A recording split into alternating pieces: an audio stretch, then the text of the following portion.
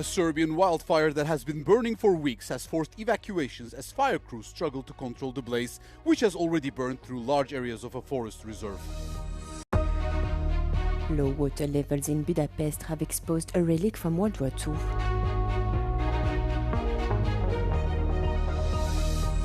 Australian police have charged a 27-year-old Russian-Australian man with foreign interference for allegedly seeking to provide Russia with information about Ukrainian military activities.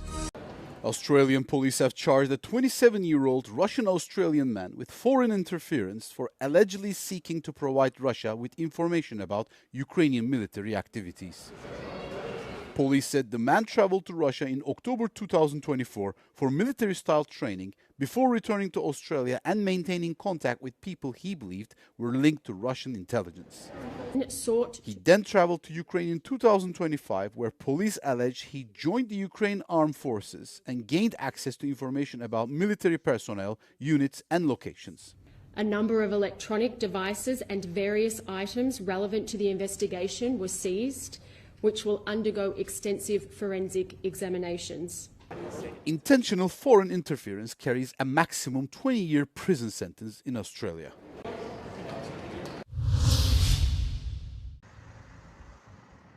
The leaders of 7 countries, including 4 EU member states, condemned a major settlement project in the West Bank and called on Israel to end expansion in the occupied Palestinian territory. The leaders of France, Germany, Italy and the Netherlands urged Israel to retract the plans immediately. Their statement came after Israeli authorities opened bidding for more than 1,200 homes in the area. Other signatories include the United Kingdom, Norway and Canada. The E1 plan was greenlit by Israel last year and would further separate East Jerusalem, which is occupied and annexed by Israel and predominantly inhabited by Palestinians, from the West Bank. The plan seeks to build around 3,400 homes on land which lies between Jerusalem and the Israeli settlement of Maale Adumim. UN Secretary-General Antonio Guterres said the E1 plan posed an existential threat to a contiguous Palestinian state. Violence against Palestinians by Israeli settlers has increased in recent years, with multiple deadly attacks taking place and numerous Palestinian homes being demolished.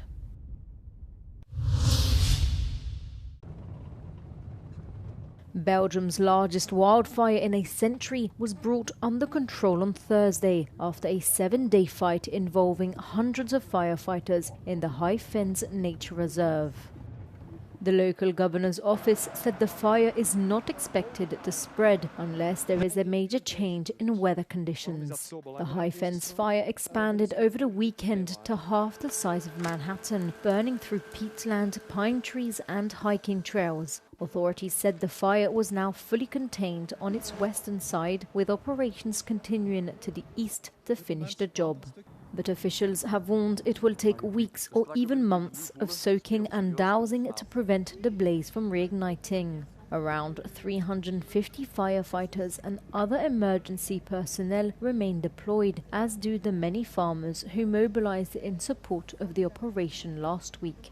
All evacuation orders in the border region were lifted on Wednesday, allowing residents to return home. The blaze broke out for reasons still unknown in an area that was ravaged by massive fires in 1911 during a similar period of heat waves. It was the country's largest wildfire since then. A Serbian wildfire that has been burning for weeks has forced evacuations as fire crews struggle to control the blaze in the Deliblatska Paskara Nature Reserve. The fire has burned through large areas of the forest reserve around 60 kilometers east of Belgrade since early August. As temperatures reached 39 degrees Celsius, strong winds pushed flames towards homes, forcing the evacuation of a small hamlet off the reserve's edge. Following the evacuation, Russia sent an Ilyushin water bomber at Belgrade's request for assistance. The aircraft can carry 42,000 liters of water and was used to douse parts of the fire. But Serbia's Interior Minister Ivica Dačić said the situation remained dangerous because of the sand, heat and extreme temperatures. The blaze came as heatwave warnings covered much of the Balkans, with dozens of fires reported across the region. A group of Cuban migrants, including 4 minors, have been rescued at sea after going missing last week, Mexico's Navy said. The 15 migrants set sail from Cuba's Pinar del Rio province on 11th of August, according to Cuban and US media. Their whereabouts had been unknown, raising fears for their safety as reports suggested the boat was running low on fuel. Beyond the latest rescue, Cubans have risked dangerous sea crossings for decades, seeking to reach the United States or Mexico. The journeys have often ended in tragedy, with hundreds of migrants drowning over the past decade or being returned by coast guards.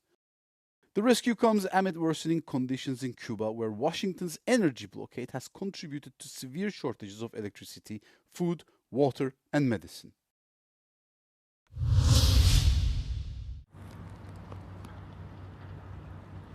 A relic from World War II that everyone has been talking about for weeks. This motorcycle has laid in the mud of the Danube for more than 80 years. Low water levels in Budapest have exposed the wreckage. Euronews returned to the site of the discovery. Hier lagen sehr viele Trümmerfahrzeuge aus der letzten Zeit des Krieges in Budapest. Und diese Trümmer wurden hier alles runtergeschoben, direkt nach dem Krieg. Und erst später kamen dann diese Felsen dann drauf. Fighting raged around Budapest for 102 days in 1945. Tens of thousands of soldiers and civilians died. To commemorate the battles for Budapest, the motorcycle recovered from the Danube will later be part of an exhibition. Wir haben eine reiche Sammlung von den Geräten des Zweiten Weltkrieges und dazu wird es eingestellt ein Prachtstück. Unser Ziel ist damit eine Ausstellung oder in der Ausstellung ein solches Prachtstück zeigen, was zu den Kämpfen für Budapest wird ein gravierendes Stück dazu.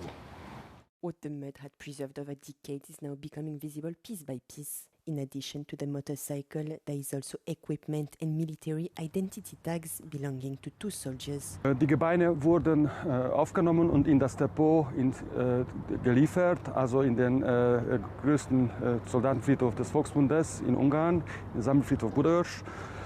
Da wurden die Gebeine gereinigt, wurden anthropologisch aufgenommen, erfasst und werden dann im Herbst, im Oktober oder November mit den anderen in diesem Jahr gefundenen Soldaten eingebettet. Until then, the experts are trying to find out more about the 2 men.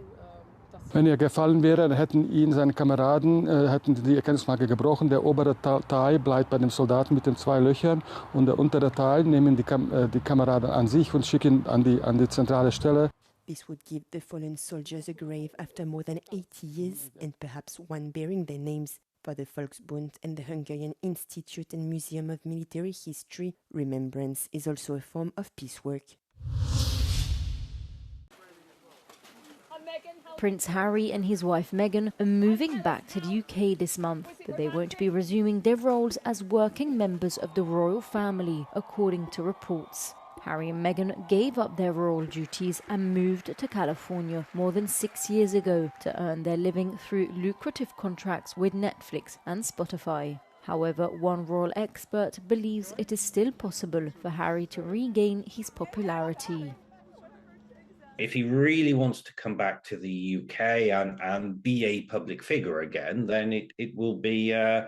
he will have to sort of move slowly and deliberately to sort of rebuild his presence here in the UK. But that is possible.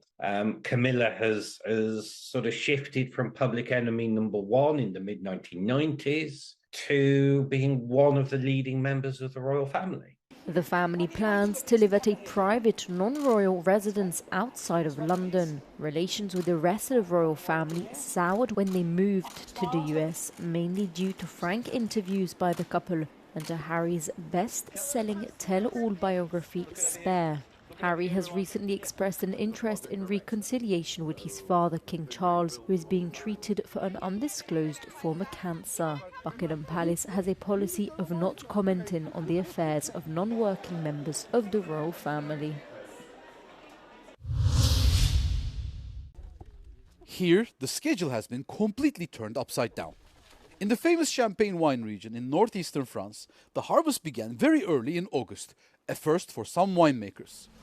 On the hillsides of Auvilliers, grape pickers started their day as early as 6:30 a.m. as the grapes ripened at record speed due to the intense heat. This year, the first harvests officially began between August 12 and 17, depending on the area and grape variety, nearly a month earlier than just a few decades ago.